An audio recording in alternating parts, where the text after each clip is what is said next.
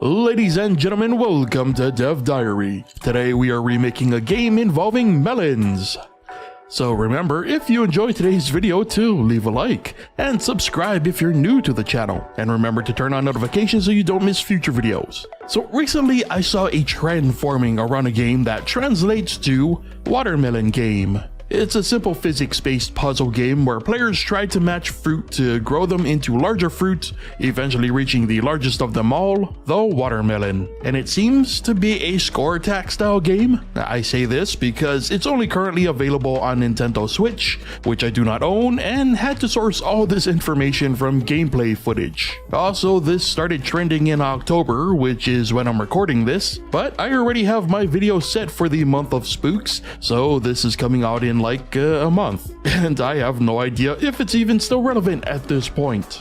Anyway, I basically remade the game from scratch. It uses GameMaker's built-in physics system with almost no alterations to the default settings, because again, I had to interpret all behaviors based on footage. First and foremost, our fruit are all part of the same group, and so all we needed was some basic collision code. So when one fruit touches another, we check to see if both fruit are the same. If they match, we first check that the fruit in question is not a watermelon. And if it is not, a new piece of fruit is spawned that is one step closer to the eventual watermelon, and the two colliding fruit are then destroyed. Some poof particles are created, and points are awarded, which are determined by multiplying the base score by the fruit level. Now moving over to the controller, our player is given its own struct with data needed to run the game. This includes X and Y values for their position at the top of the screen, as well as the current and next fruit to be spawned. The player's X position follows the mouse and is confined to the box's width to prevent dropping fruit outside of the play area.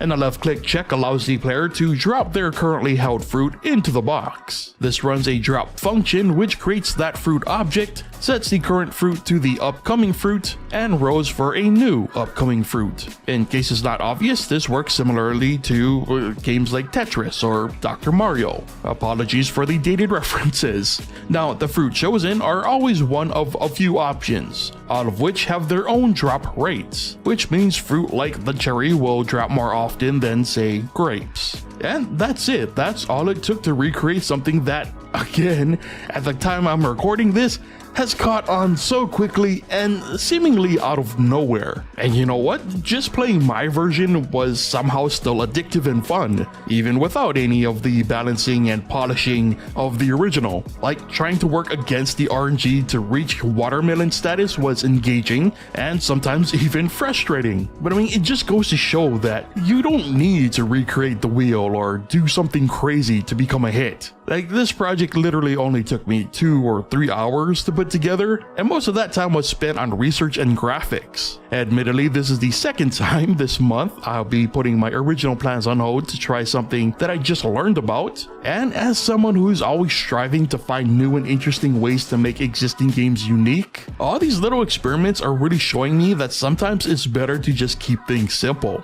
This was a fun and enlightening little detour that's really helped remind me of that. Well, at least that's what I think. I'd love to know your take on the idea, and especially hear from you if you've also been sucked into the watermelon game craze. Again, assuming that it hasn't completely fallen off the radar by this point. Anyway, be sure to leave any and all thoughts in the comments. And of course, if you would like to play some other games previously featured on the channel, or get early access to the weekly videos, subscribe to my Patreon. With that said, brings us to the end of today's Dev Diary, so thank you so much for watching, and I'll see you next time.